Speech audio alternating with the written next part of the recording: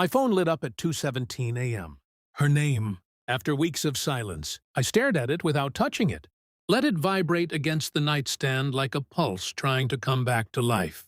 3 words followed the missed call. I miss you. I almost laughed. Not because it was funny. Because I remembered the last thing she ever said to me. You're annoying.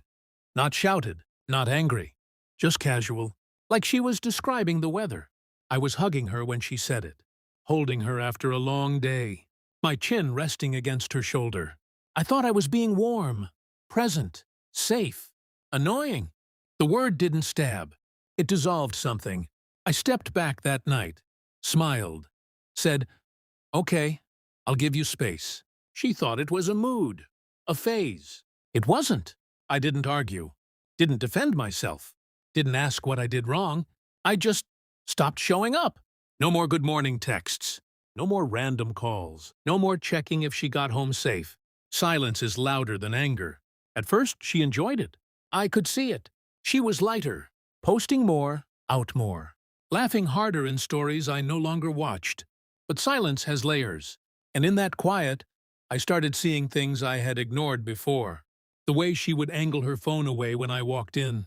The way she smiled at messages she wouldn't explain. The friend she mentioned too often but never introduced. I didn't confront her.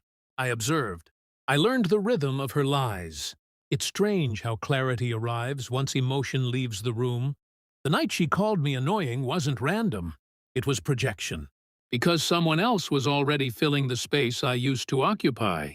And I had been too close to see it. So I did what she asked. I disappeared. But I didn't disappear blindly. I started paying attention. Patterns. Timelines. Locations she forgot to mention. I wasn't heartbroken. I was calculating. Her 2:17 a.m. message blinked again. Another text. Can we talk? Of course we can. But not because you miss me. Because something changed. And I already know what it is. I didn't reply that night. Desperation matures in silence. I let hers grow. By morning, there were 4 missed calls. 2 voice notes. I played the first one. Her voice wasn't confident anymore.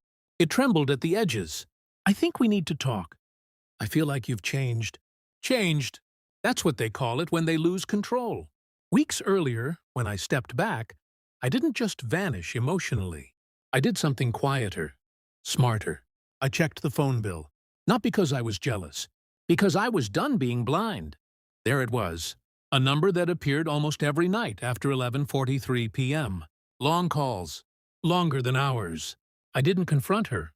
Instead, I waited outside the cafe she claimed she hated. The one too far from her place. She wasn't alone.